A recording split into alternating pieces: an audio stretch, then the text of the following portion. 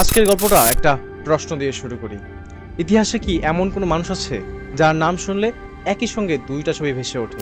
একটা ছবিতে তার সামনে হাজার হাজার লক্ষ লক্ষ মানুষ তার নাম ধরে চিৎকার করছে, রাজারাও তার সামনে মাথা নিচু করে চলে, এবং ঠিক আরেকটা ছবিতে সে ছিল একটা দ্বীপের মধ্যে বন্দী এবং সে একটা ছোট্ট ভাঙা ঘরে নিজের শেষ নিঃশ্বাস ত্যাগ করে। এই দুইটা ছবি একজন মানুষের, নাম হচ্ছে নেপোলিয়ন বোনাপার্ট।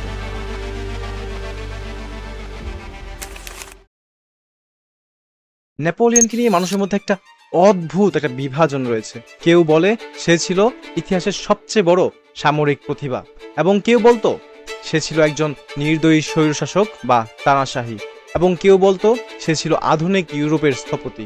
কিন্তু একটা জিনিস কমন পাবেন, সেটা হচ্ছে কেউই বলবে না সে ছিল একজন সাধারণ মানুষ। সবাই তাকে বলে সে ছিল একটা অসাধারণ মানুষ। আজকের গল্পে আমরা সেই অসাধারণ মানুষের পুরো গল্পটা দেখব, উত্থান থেকে পতন, এবং এই গল্পে আমরা আরো দেখব তার গল্পে এমন কি আছে যা এখনো আমাদের নিজেদের কথা মনে করিয়ে দেয়। 1769 কার্সিকা দ্বীপ, ফ্রান্সের অংশ। জাস্ট গত বছরই ইটালির জেনোয়া প্রজাতন্ত্রের কাছ থেকে এটাকে কিনে নিয়েছিল।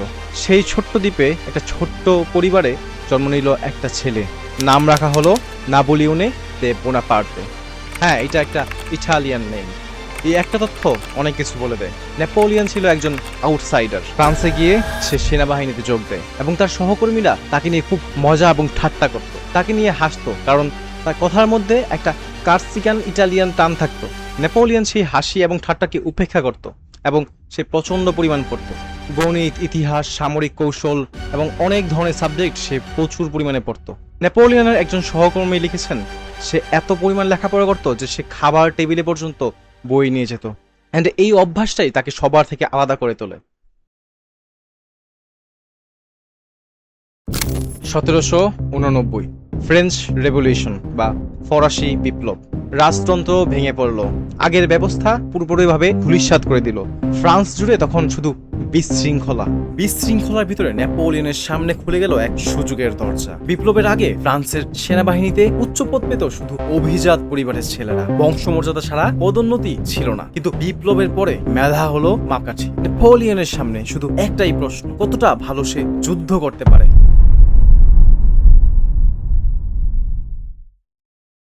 1793 সাল, টুল বন্দর তখন ব্রিটিশদের দখলে। মাত্র 24 বছর বয়সী এক কামানের অফিসার তখন এগিয়ে এলো। তার পরিকল্পনা অনুযায়ী কামান বসানো হলো, আক্রমণ হলো, তুমুল এক যুদ্ধ হলো।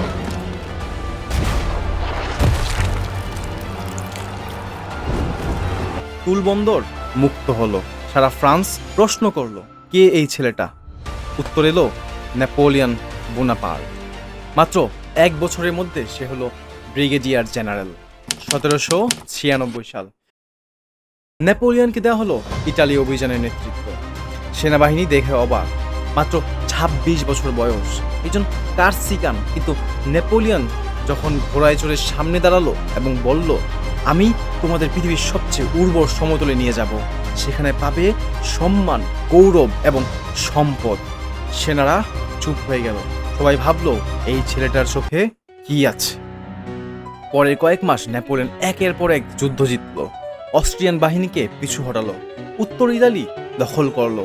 সামরিক ইতিহাসবিদরা এখনো বলে এই অভিযান ছিল সামরিক প্রতিভার এক অসাধারণ প্রদর্শনী। কিন্তু নেপোলিয়নের আসল অস্ত্র ছিল গতি। সে বুঝেছিল, যুদ্ধে যে আগে পৌঁছায় সেই জেতে। তার বাহিনী এতটাই দ্রুত চলত, শত্রুপক্ষ বুঝতেই পারত না আক্রমণ কোথা থেকে হবে।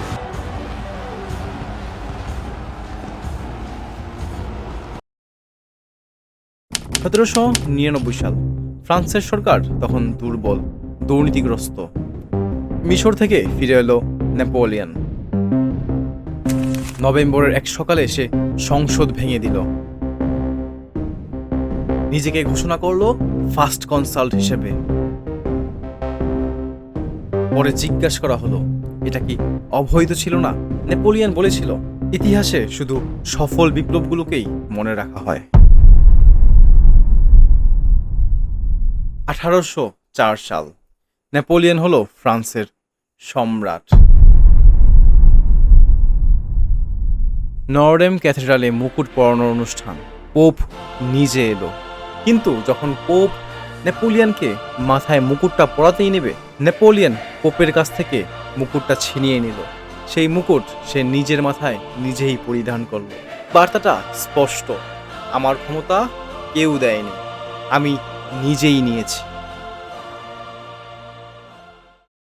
সম্রাট হওয়ার পরও নেপোলিয়ন যুদ্ধ করে গেল। অস্টারলিজের যুদ্ধ, অস্ট্রিয়া ও রাশিয়াকে একসাথে হারালো। ইয়েনার যুদ্ধ, রুশিয়াকে মাত্র কয়েকদিনে চূর্ণ করলো। ওয়াগ্রামের যুদ্ধ, আবার অস্ট্রিয়া।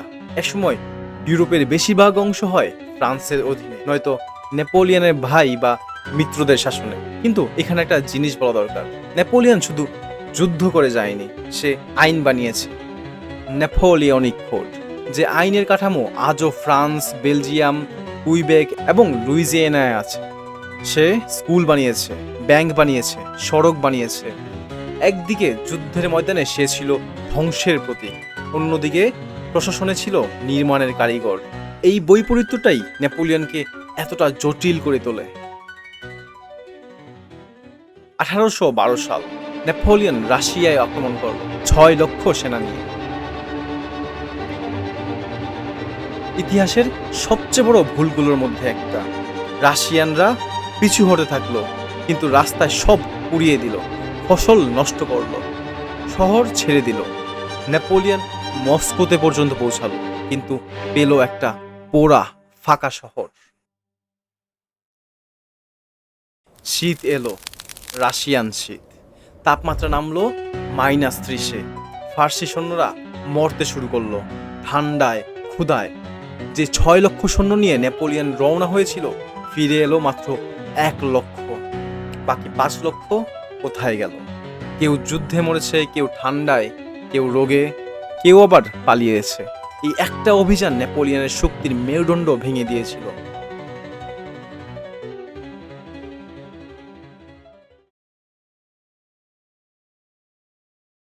1893 সাল লাইপজিগের যুদ্ধ।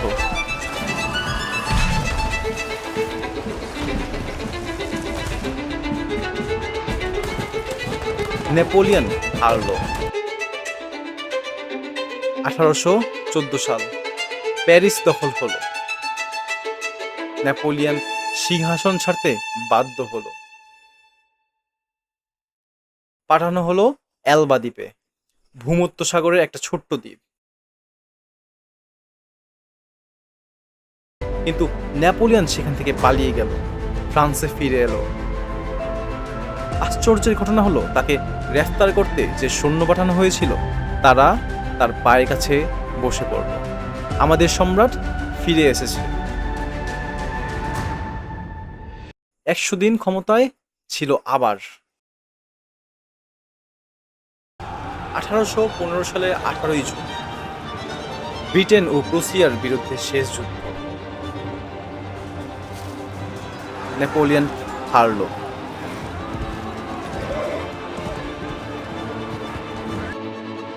এবার পাঠানো হলো সেন্ট হেলেনা দ্বীপে, আটলান্টিক মহাসাগরের মাঝখানে। এই দ্বীপ থেকে পালানোর কোনো পথ নেই। সেন্ট হেলেনায় নেপোলিয়ন কাটালো 6টি বছর।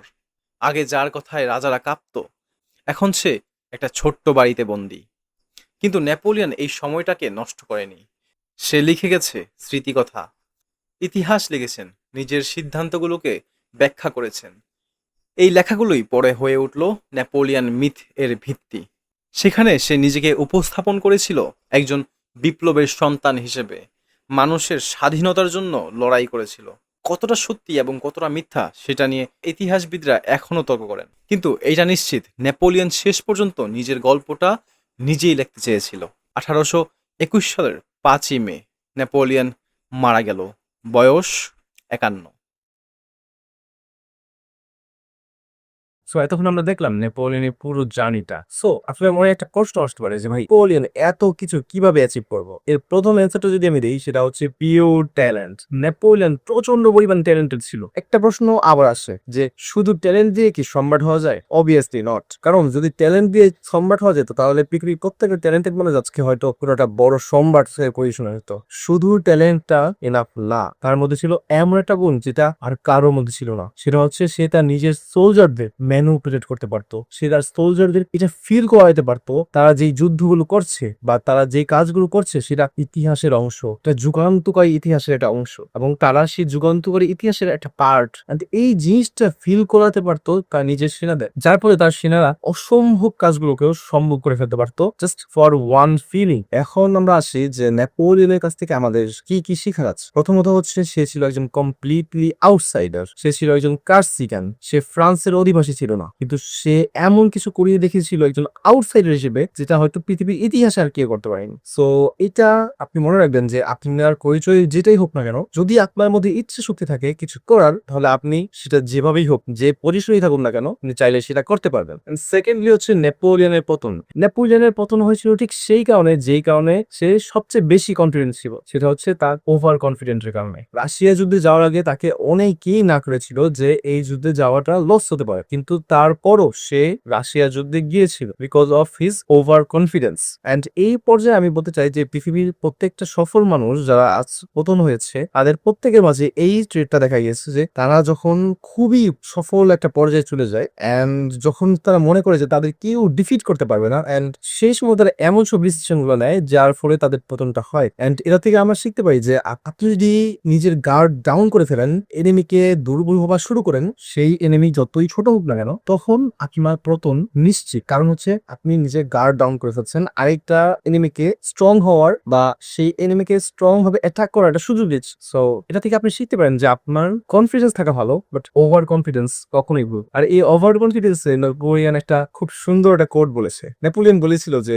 অসম্ভব বলতে কিছু নেই, অসম্ভব শব্দটা শুধু বোকাদের অভিধানে থাকে। এই শব্দটা শুনতে খুব অহংকারী শোনায়, বাট আপনি এটা চিন্তা করুন, যেই ছেলেটার উপর সবাই হাসতো, যেই ছেলেটা একটা আউটসাইডার ছিল, সেই ছেলেটা পুরো ইউরোপ সে একদিন দখল করেছিল।